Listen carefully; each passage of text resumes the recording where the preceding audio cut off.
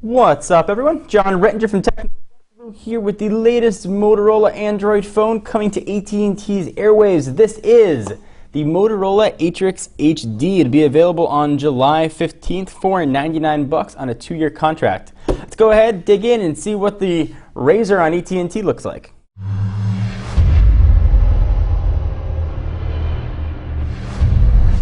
Alright, so this is the third Atrix device in AT&T's lineup. We've got the original Atrix, the Atrix 2, and now we've got the Atrix HD. But think of this as AT&T's version of the Motorola Razr.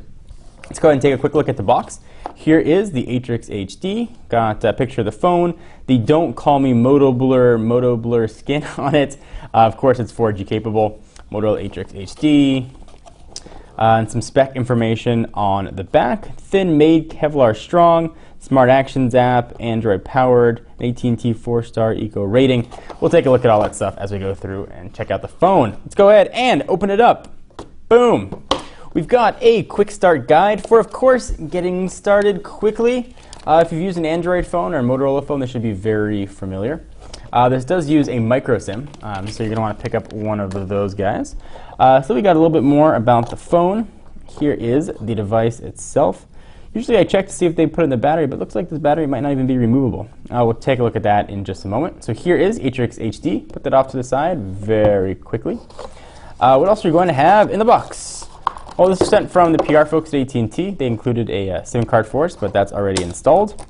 We've got a power adapter and a sync and charge cord. Of course, that's micro USB. Pretty standard there. No headphones included. Stay safe, smart, and protected. Easy to get apps with some QR codes there from AT&T's own internal app store. Alright, so let's take a quick look at the phone, and I will quickly peel off these stickers because I know they annoy you guys. Get that sucker off. Boom. Now we've got the Atrix HD and all of its Atrix HD glory. So let's run through the specs. It's running Android 4 ice cream sandwich. No word on Jelly Bean. From a dimension standpoint, 5.26 inches by 2.75 inches. By a not razor thin 0.33 inches. It's going to weigh 4.94 ounces. The screen you're looking at, where the HD name comes from, 4.5 inches HD. It's a color boost screen with a resolution of 720 by 1280. So that means it's going to have a PPI of 331. It's got a 1780 milliamp hour non-removable battery, good for 9 hours of talk time.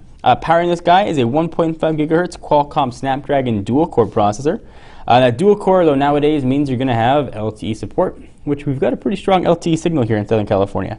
It's got a gig of RAM on here, 8 gigs of internal storage, which can be upped via micro SD.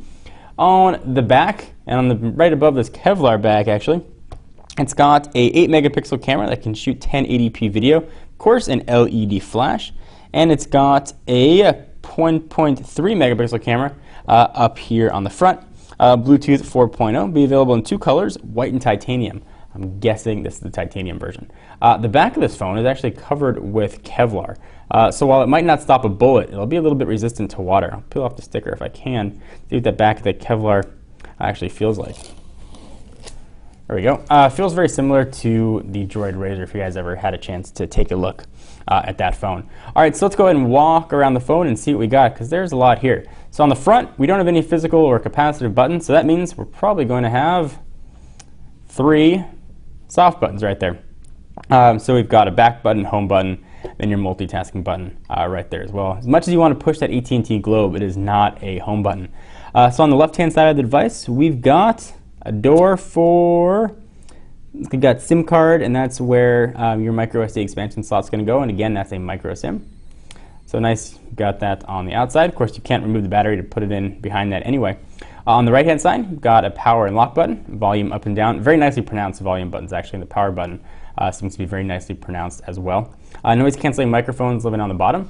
On the top, we got ports galore, 3.5 millimeter, charging and syncing via micro USB, and we've got mini HDMI out. And that is the tour of the phone itself. Let's take a quick look at the operating system here. One of the cool things I like that Motorola did is right from the home screen, you can go ahead and turn that lock on or off. I'll go ahead and show you that again.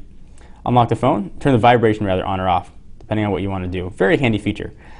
So you can go ahead and open up one of 4 things here, camera, unlock, text, and I believe you can probably customize these as well. let's go ahead and unlock the phone. You can see what this gorgeous screen looks like. So as you go ahead and scroll along, you can see you only have one page here. And as you go ahead and scroll to what would be the next one, you get something kind of interesting that shows up. So you can either add a blank page like you do on most normal Android phones, or you can start with a template. Let me show you what those templates look like. So you can use one for AT&T services. I know that's the one you guys are all going to use right away on your home screen. Social networking. So you've got different kind of stuff you can put in here automatically. It's got entertainment, on the go, and that's it. You can add more templates as well. Otherwise, you can just go ahead and create a new page as you would before. Kind of interesting. Let's go ahead and take a look at some of the widgets here. That's what gives sort of Motorola its custom identity. You've got some standard AT&T ones and Google ones here. Now you've got the circles, which sort of puts all information in little circles. You've got the date, the time, the weather, and battery count. It's actually very handy. A little shortening for contacts, some Drive Smart applications, and that's really close to the extent of what Motorola has added here for widgets. You've got custom icons and stuff that will be very familiar to those folks that used previous versions of Motorola phones or Moto Blur. So you can see what those circles look like there as well.